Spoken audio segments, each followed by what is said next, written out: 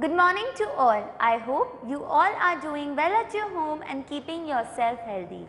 Myself, Ms. Gunjan Daswani from Shiv Jyoti Educational Group Kota, and I welcome you all to the e-learning classes of English grammar.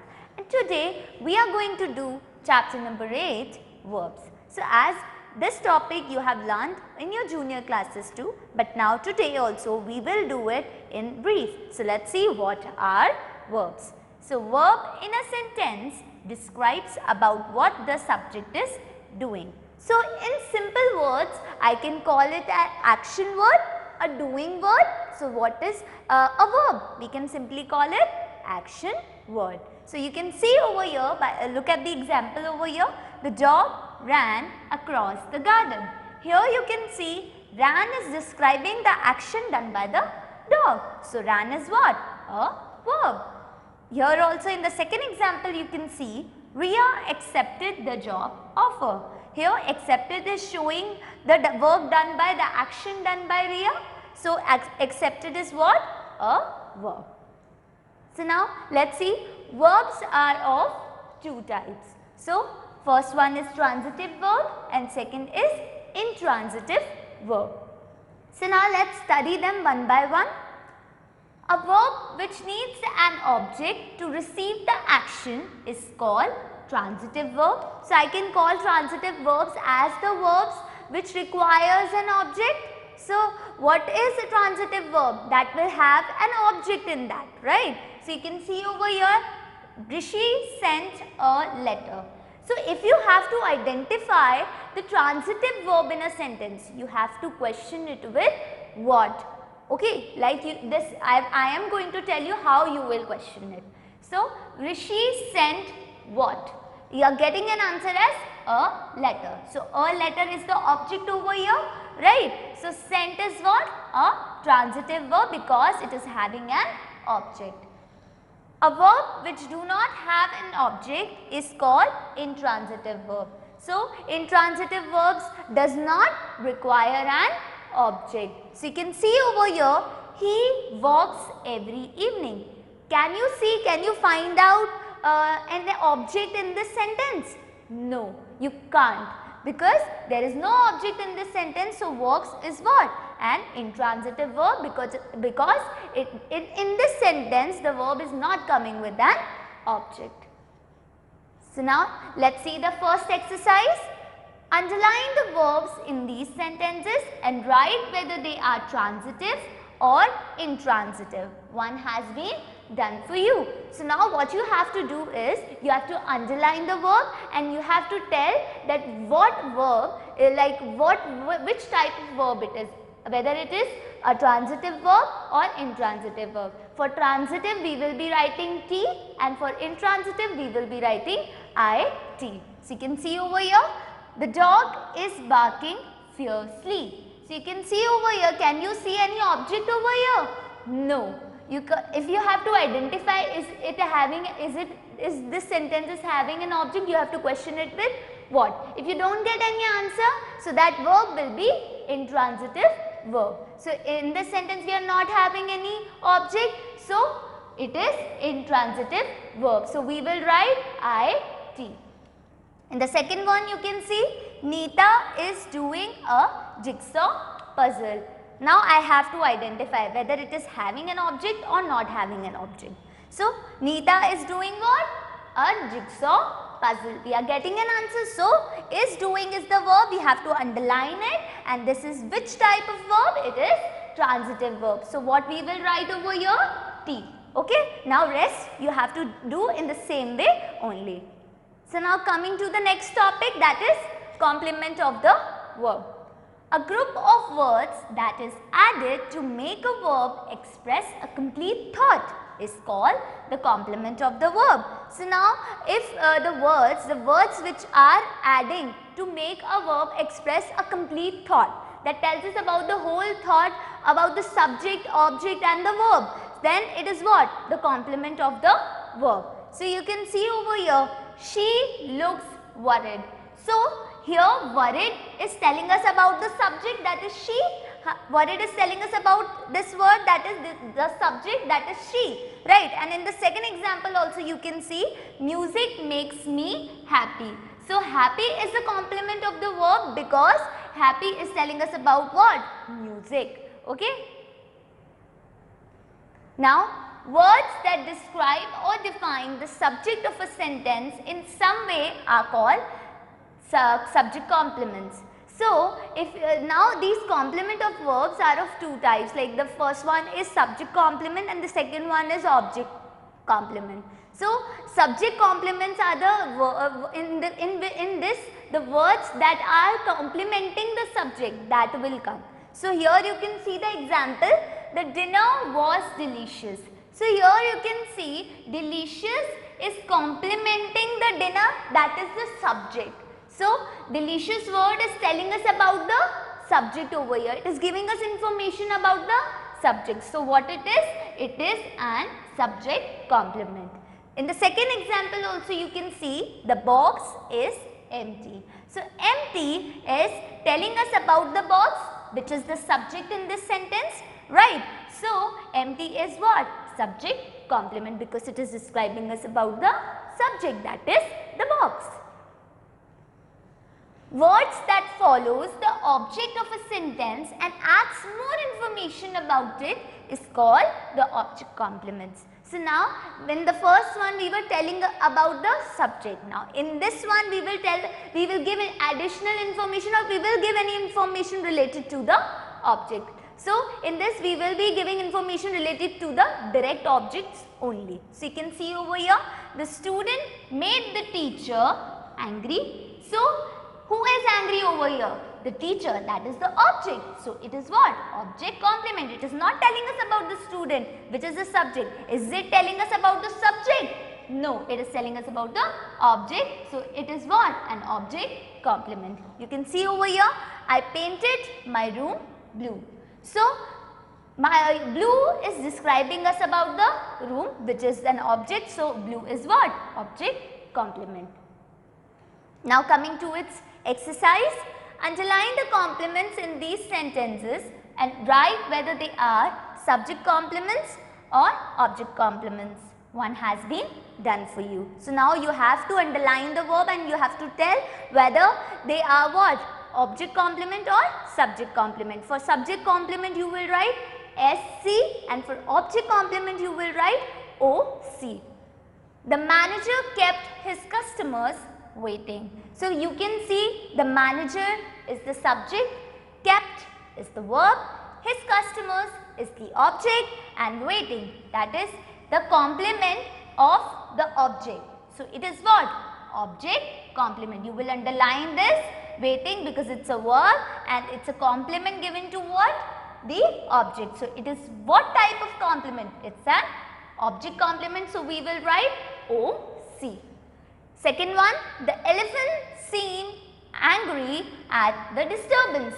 So, the elephants is what? The subject, and angry at the disturbance is telling us about the elephants only, right. So, it is what? It is describing the subject, which is what? The elephants. This is describing us about the subject, which is the elephants, right. So, it will be subject complement, and there we will write SC.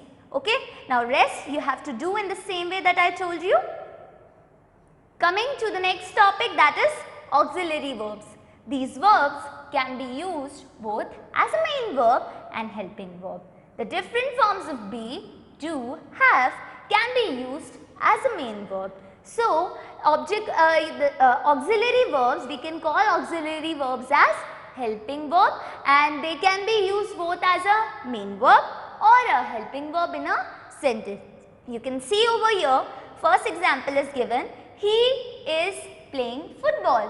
So, you can see is playing is the verb over here, and is coming with the main verb. So, is an helping verb in this sentence, right. But if you see the second example, you can see he is a good athlete. So, you can see is coming with any other verb over here in this sentence? No. So, is the only verb in this sentence, right. So, we will consider it as a main verb. Now you can see some auxiliary verbs over here.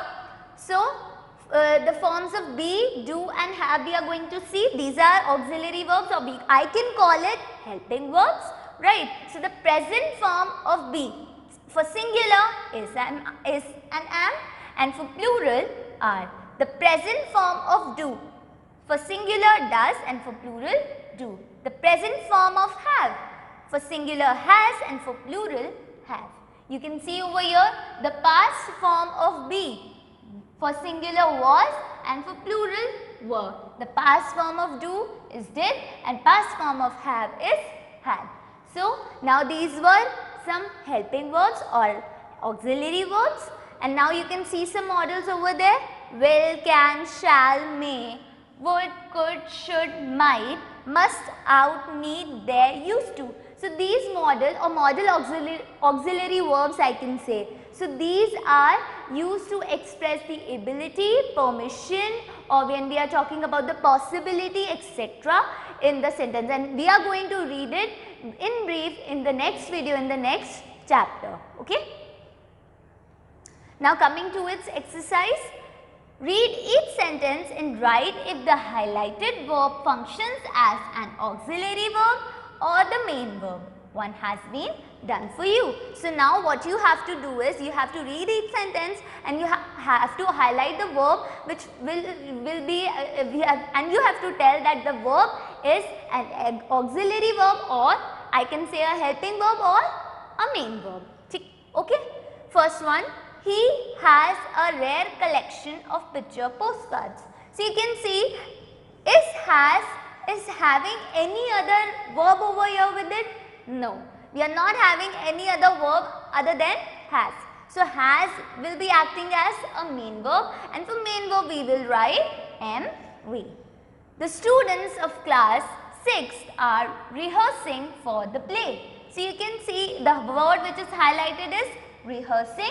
And rehearsing is what? It's coming with are, which is an helping verb, and rehearsing is a main verb. So we have to tell about the function of this highlighted verb, which is what?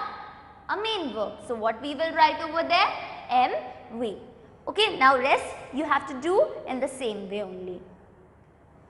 Now the last topic, that is finite and non-finite verbs. You can see finite verbs are the verbs that has subject, that is it can be the main verb in the sentence, it shows tense or number. So now if we are changing the subject, the verb that will change is what? Is a finite verb. Let's see the example and understand.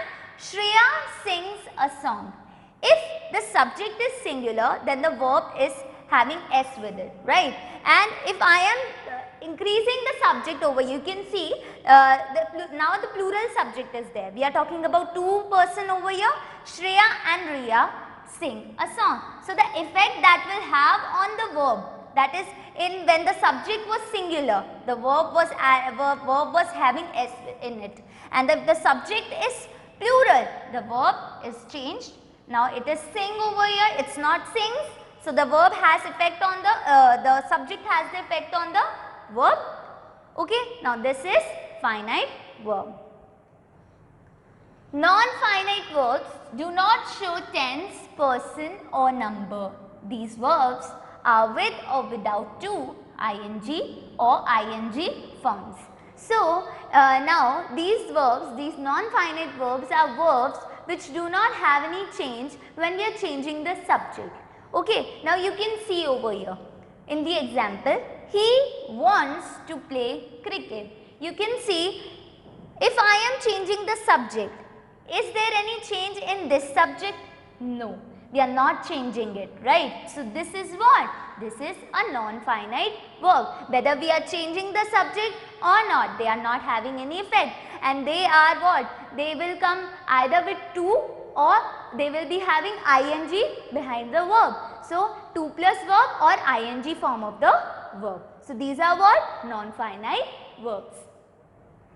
Now let's see the exercise. Underline the finite verbs and circle the non-finite verbs in these sentences. One has been done for you.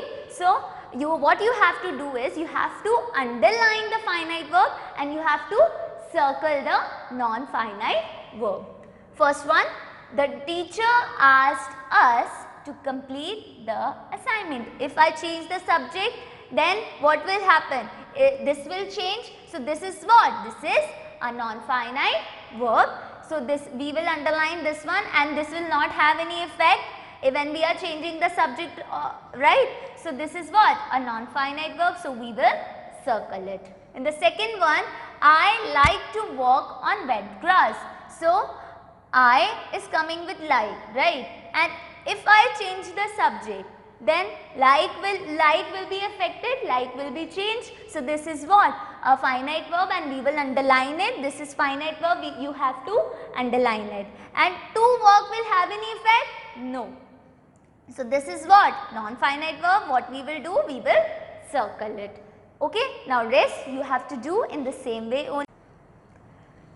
Fill in the blanks with correct forms of the verbs in brackets. So the first one, we dash fresh fruits and vegetables dash fit and healthy. So the words are eat and stay, and now we have to put the correct form of the verbs in the blanks. So we eat fresh fruits and vegetables to stay fit and healthy. Second one, my mother dash for a walk every morning.